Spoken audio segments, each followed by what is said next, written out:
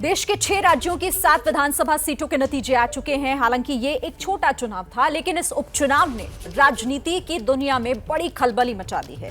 पहली नजर में ये उपचुनाव राष्ट्रीय नजरिए से आपको भी महत्वहीन लग सकते हैं, लेकिन इन्हें बीजेपी की राजनीतिक बिसात और 2024 के आम चुनाव की तैयारी की कसौटी पर रखकर देखें तो साफ नजर आता है कि ये छोटे चुनाव बड़ी खलबली मचा सकते हैं। तो सबसे पहले देखिए कैसे बिहार में फिर हिट हो गए हैं बाहुबली।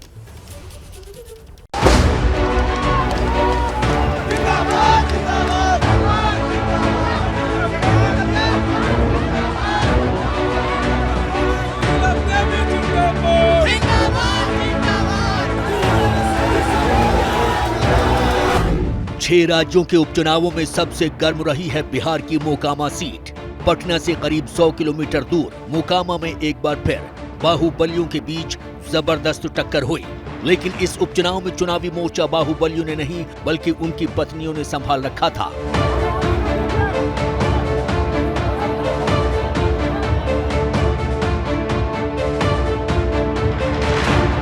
मोकामा बाहुबली विधायक अनंत सिंह को अयोग्य ठहराने की वजह से खाली हुई थी।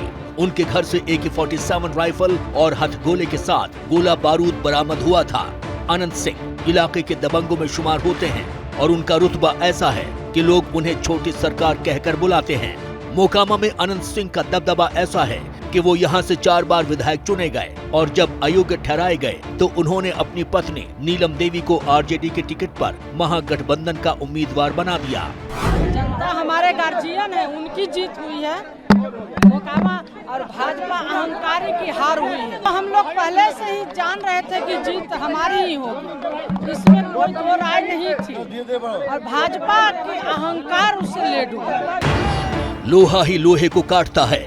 इस तर्ज पर मोकामा की चुनावी युद्ध में बीजेपी ने भी अनंत सिंह की कार्ड के तौर पर एक और बाहुबली लल्लन सिंह की पत्नी सोनम देवी को मैदान में उतारा। बीजेपी के लिए मोकामा सीट के क्या मायने हैं, इसका अंदाजा आप इस बात से भी लगा सकते हैं कि पार्टी में शामिल होने से पहले ही बीजेपी ने सोनम देवी की उम्मीदवारी का ऐलान कर दिया था। सोनम देवी को बीजेपी का टिकट मिलने से एक दिन पहले ही उनके पति और बाहुबली लल्लन सिंह ने जनता दल यूनाइटेड से नाता तोड़ा था। इस चुनावी जंग में बाहुबली लल्लन सिंह की पत्नी को माफिया डॉन सूरजभान का समर्थन भी हासिल था, जिन्होंने सोनम देवी के पक्ष में खुलकर प्रचार भी किया। मोकामा की जीत लालू नीतीश की जीत नहीं बल्कि अनंत सिंह की जीत है, छोटे सरकार की जीत है। पिछले 7 चुनाव में अनंत सिंह और उनका परिवार 6 बार चुनाव जीत चुका है। पार्टी चाहे RJD हो, जनता दल हो या निर्दलीय हो, हर बार जीत अनंत सिंह की होती रही है, न कि किसी पार्टी की। इसलिए जनता दल हो, राजद यह अहंकार न रखे कि ये जीत उनके कारण हुई है। मोकामा की राजनीति में बाहुबली अनंत सिंह और लल्लन सिंह एक दूसरे के जानी दुश्मन रहे हैं और दोनों के ही खिलाफ हत्या, जबरन वसूली जैसे दर्जनों आपराधिक केस दर्ज हैं। जाहिर है मोकामा की ये चुनावी जंग बीजेपी और RJD से ज्यादा बाहुबलियों के बीच छिड़ी थी, जिसमें अनंत सिंह ने बाजी मारी। मोकामा सीट पर नीलम देवी करीब 79,000 वोटों से जीती और सोनम देवी को 63,000 वोट मिले। उपचुनाव नतीजे से साफ जाहिर है कि दोनों बाहुबलियों के बीच कांटे की टक्कर रही है। ये अनंत सिंह के घर के बाहर की तस्वीरें दिखा रहे हैं, पटाखे और जश्न और नाच गान का माहौल। मेरे जो विरोधी प्रत्याशी थे श्री ललन बाबू बोल रहे थे कि वह रसगुल्ला बेकार हो जाएगा। बेकार आज तक हुआ है, जो अब होगा। क्या चाहेंगे, नीलम देवी मंत्री बने क्या? मंत्री तो बनना ही चाहिए। और दूसरी बात है कि जीत का जश्न तो देख ही रहा है कि कल से मन रहा है और ये जीत का प्रतीक होगा और ये साबित करेगा प्रदेश हमारा कि देश का प्रधानमंत्री माननीय मुख्यमंत्री नीतीश बाबू बने के तय हो जाएगा। हर जोड़ जुलूम के टक्कर में अनंत सिंह का नारा है, मोकामा से टैक्स लेने वाला का मोकामा से भगाना है। यही नारा से हम लोग चुनाव लड़े और चुनाव जीत रहे हैं। अच्छा, 2 बाहुबलियों के बीच में मुकाबला था, कैसे नहीं? यहाँ जनता बाहुबली होता है, जनबली नेता है अनंत सिंह। कुछ लोग अपने आप को बजरंग बली बता रहे थे, लेकिन बजरंग बली को ही पटक देने वाला जनबली नेता होता है। मोकामा के महाबली अनंत सिंह थे, अनंत सिंह आज भी हैं। मोकामा के अलावा बिहार की गोपालगंज सीट पर भी उपचुनाव हुए हैं। गोपालगंज में लंबे समय से बीजेपी का दबदबा रहा है। अक्टूबर 2005 से ही इस सीट से बीजेपी के सुभाष सिंह जीतते रहे हैं और उनकी असमय मौत के बाद यहां उपचुनाव कराए गए हैं। बीजेपी ने सुभाष सिंह की पत्नी कुसुम देवी पर दांव खेला और ये दांव कामयाब रहा है।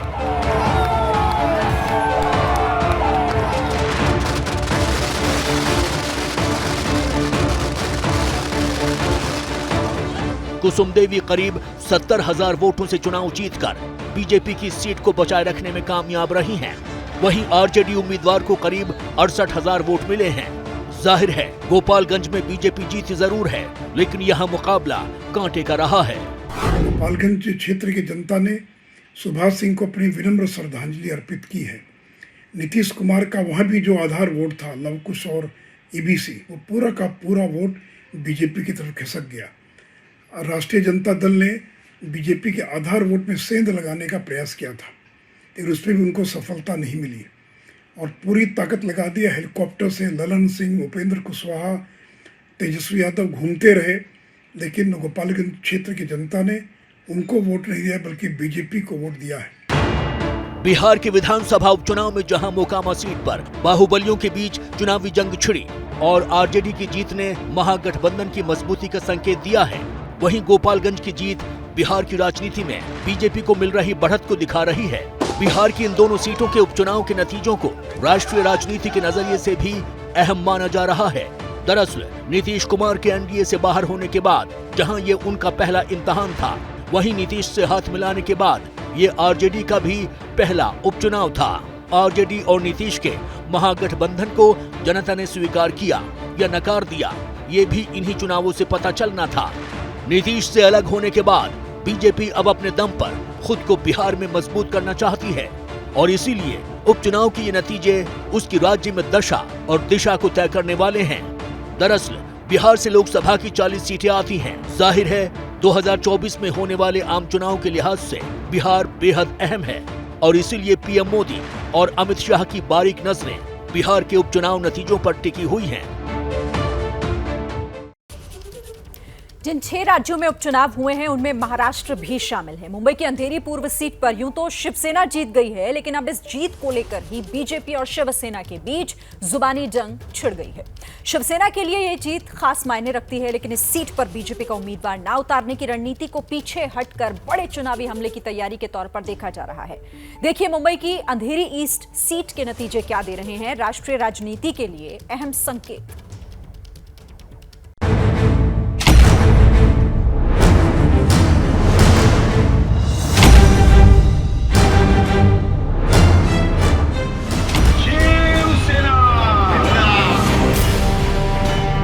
महाराष्ट्र में अंधेरी पूर्व सीट रमेश लटके के निधन से खाली हुई थी, लिहाजा उनकी पत्नी ऋतुजा लटके को ही शिवसेना ने चुनाव मैदान में उतार दिया था। कार्यकर्ते माझ्या सोबत आहेत आणि आज मी पाहिलं सगळ्यांना आणि खूप माझी काळजी घेत आहेत। अहम बात यह है कि अंधेरी पूर्व सीट पर बीजेपी ने शिवसेना से मुकाबला करने के बजाय अपने उम्मीदवार का नामांकन वापस ले लिया था, लिहाजा ऋतुजा लटके करीब 66,000 वोटों से ये चुनाव जीत गई हैं।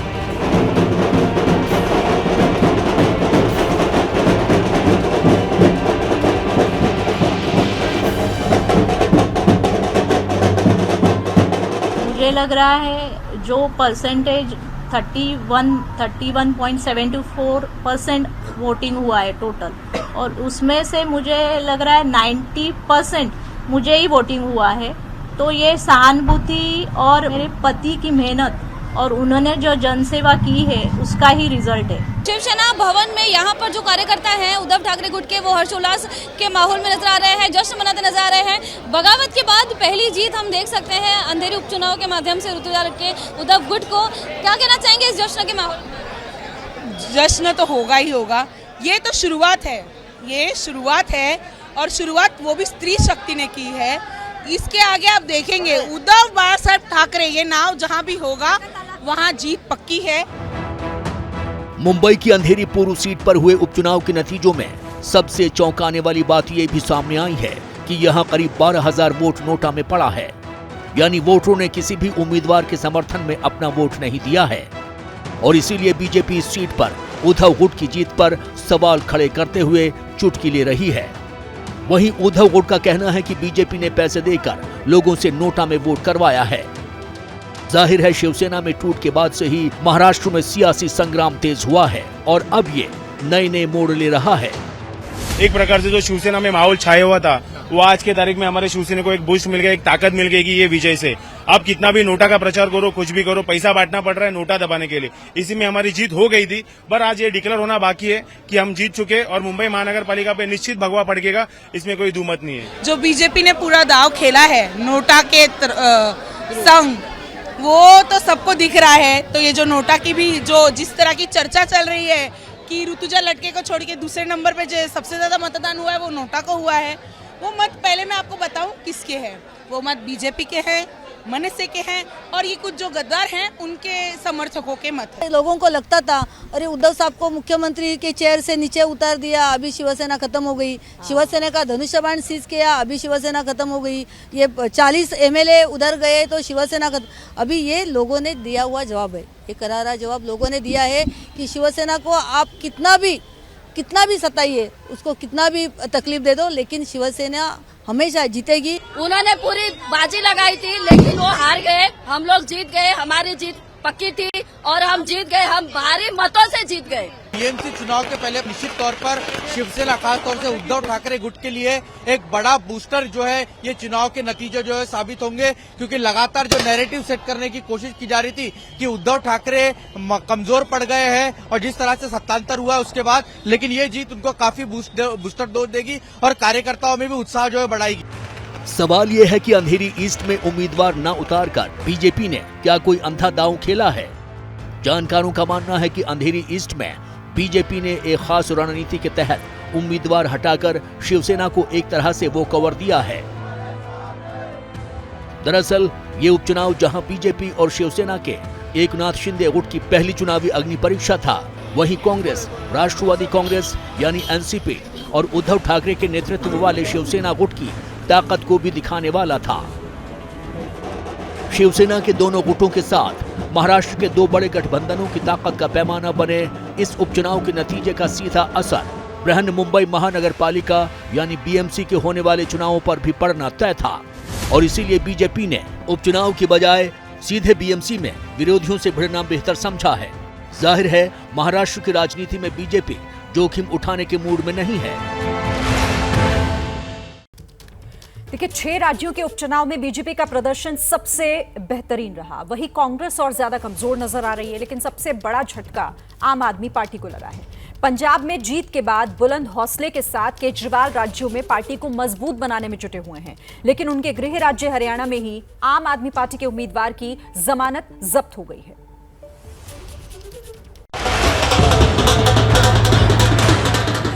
हरियाणा की आदमपुर सीट बीजेपी के भव्य बिश्नोई ने करीब 67,000 वोटों के साथ जीत ली है, लेकिन भव्य बिश्नोई की ये जीत बीजेपी से ज्यादा भजनलाल परिवार की जीत मानी जा रही है, क्योंकि आदमपुर उनके किले का सबसे मजबूत और इकलौता मोर्चा है।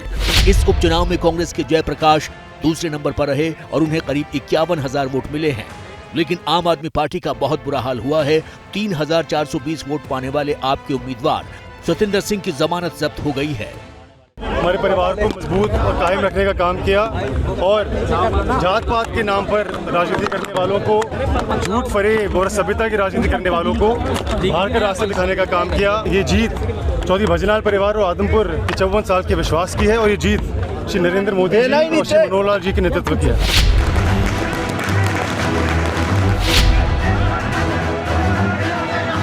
उत्तर प्रदेश के उपचुनाव में भी बीजेपी मजबूत नजर आई है। लखीमपुर खीरी की गोला गोकर्णनाथ विधानसभा सीट पर बीजेपी के अमन गिरी ने जीत हासिल की है। ये सीट बीजेपी विधायक अरविंद गिरी के निधन से खाली हुई थी। अहम बात यह है कि यहां से सपा ने दिग्गज विनय तिवारी को मैदान में उतारा था, लेकिन समाजवादी पार्टी यहां आधी अधूरी लड़ाई ही लड़ती नजर आई।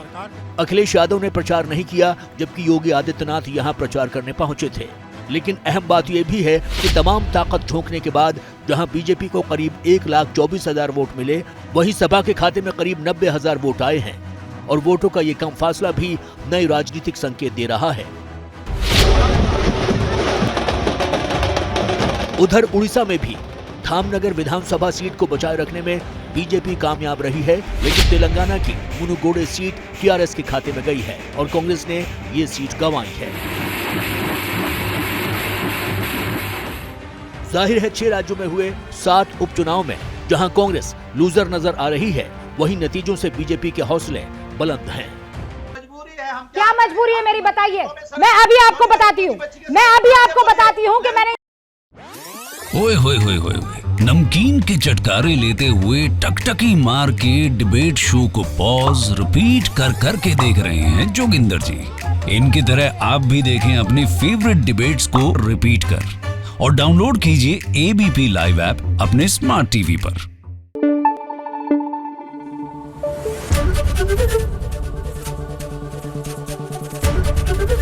एबीपी न्यूज आपको रखे आगे।